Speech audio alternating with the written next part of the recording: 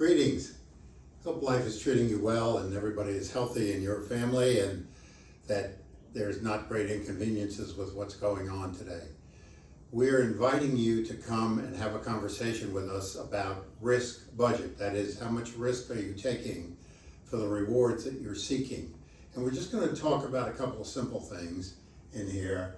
We found that this visual we've created makes it easier for people to grasp it. If you'll notice over here, we put not realistic. This is a function of risk, which we're measuring as volatility, but also as how much do I want my scale to be weighted different places. And it's unrealistic to say I can take low risk and get high rewards. It's anyone that's offering you that, watch out. There's a good bridge in Brooklyn, New York, I can offer to you if you think that's true.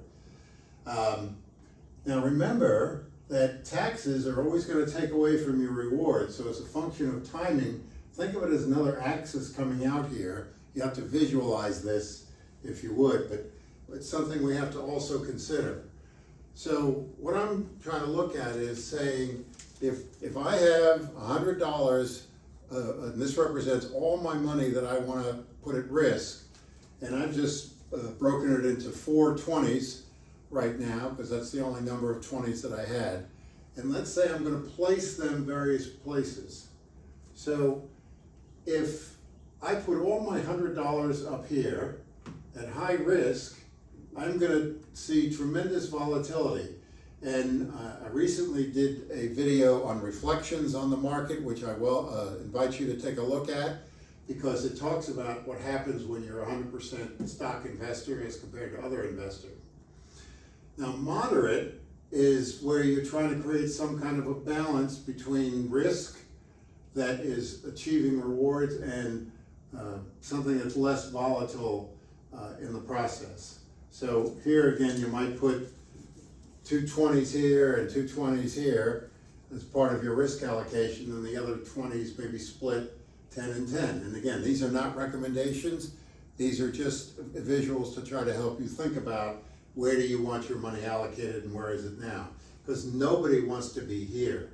And that's where you took high risk and you didn't get very great rewards. So we want to avoid this low rewards, but I took high risk in the process. And it's really important to take a look at these components. Now, we know from experience that most business owners, although they'd like to tell you their business is not high risk, it's like investing in one stock. They think if you ask most business owners, well, I'm really smart and I'm really good, it's really moderate risk. You know, I'd like to tell you that there's so many forces you don't control that it really, honestly, is high risk. In addition, we're told that 97 to 98% of business owners want to use their business as their retirement vehicle. So they try to grow their business as much as possible, yet 9 out of 10 of them, 9 out of 10, have no idea what that business is worth, much less what it should be worth going forward. And again, how much of that their wealth is tied up in here? We have another visual we're going to show you in just a moment to let you get a picture of this. Again, one of the things that we try to build into strategies for people are something called private reserve strategy. And it really is a balance in here of money that you're able to collateralize. So for example, right now, and I say now meaning the rest of 2020 into 2021, what's going to happen with some investments that are based in oil? Are they going to be great bargains to be able to pick up?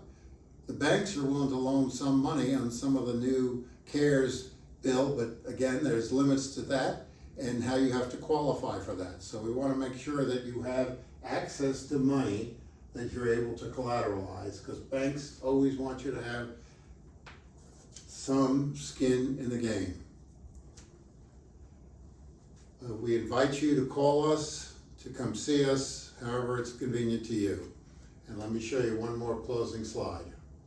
So in closing, we've got this visual that tries to explain how people who are business owners approach, and if you work for a business, it still is how much of your 401k, et cetera, that is involved in that. So you have a unique fingerprint. Each one of us is unique. And that's why this is information that's general in nature, and it's not meant to be a specific recommendation for anybody. We all want to have retirement funds available. Those people that have savings right now are able to weather the storm that we're in right now.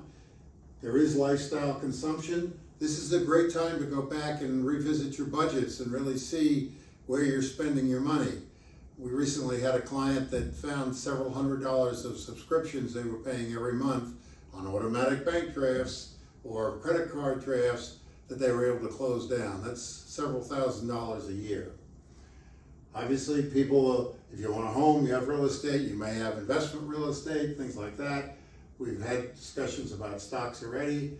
And again, usually the business is the lion's share for closely held business owners of their pie or their circle of the wealth that they have stored up, again, for not only today, but for the future.